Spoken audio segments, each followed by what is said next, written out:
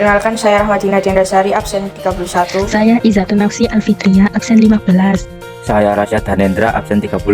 Mas saya Gunur Fairusya Putra Asri, absen 13. Kami di sini akan menjelaskan tentang teks eksplanasi yang berjudul gempa dalam bentuk video.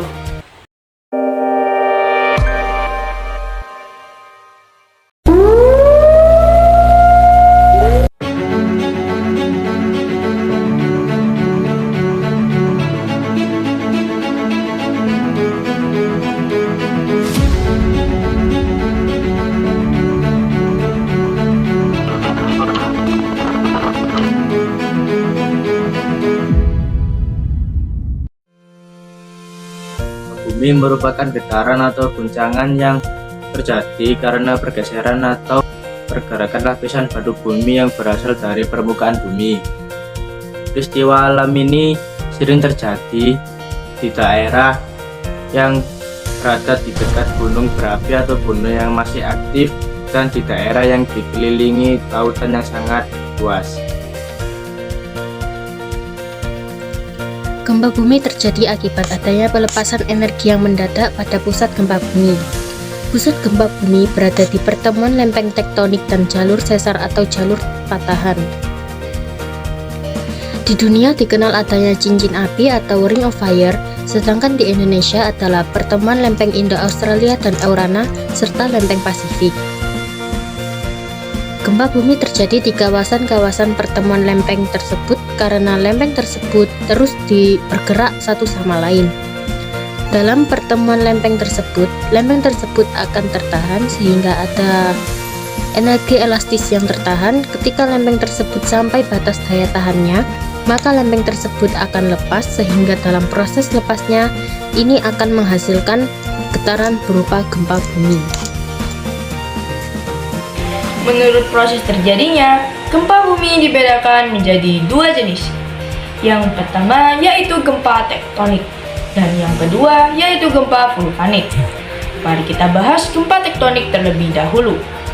Gempa tektonik sendiri adalah gempa bumi yang terjadi akibat pergeseran kerak bumi yang disebabkan oleh energi potensial dari dalam bumi. Gempa tektonik ini juga disebut sebagai gempa dislokasi karena peristiwa tektonik yang terjadi menyebabkan dislokasi pada permukaan bumi. Gempa tektonik adalah gempa bumi yang paling dahsyat dan sering terjadi di bumi ini. Sekitar 93% dari semua gempa yang pernah terjadi di bumi ini adalah gempa tektonik. Salah satu contoh gempa tektonik yang pernah terjadi di Indonesia yaitu gempa Aceh. Gempa Aceh yang terjadi pada tahun 2004 yang disebabkan oleh runtuhnya megatrus Sumatera sepanjang 1.300 km. Gempa ini menyebabkan tsunami dan menimbulkan ratusan ribu korban jiwa di beberapa negara di Asia, terutama di provinsi Aceh sendiri. Sedangkan gempa vulkanik adalah gempa bumi yang disebabkan oleh kegiatan gunung api. Magma yang berada pada kantong di bawah gunung tersebut mendapat tekanan dan melepaskan energinya secara tiba-tiba sehingga menimbulkan getaran tanah. Umumnya daerah yang terdampak gempa vulkanik tidak begitu besar, hanya sekitar gunung saja, dan semua gempa di bumi hanya 7% yang terjadi akibat gempa vulkanik. Contoh gempa vulkanik yang pernah terjadi di Indonesia yaitu letusan Gunung Merapi pada tahun 1930, 1954, 1961, 1994, 2006, 2010, 2021, dan 2023. Letusan Gunung Merapi pada tahun 2010 dianggap sebagai letusan terparah dengan korban jiwa mencapai 337 orang. Jadi dapat disimpulkan bahwa gempa bumi dapat terjadi kapan saja tanpa mengenal musim.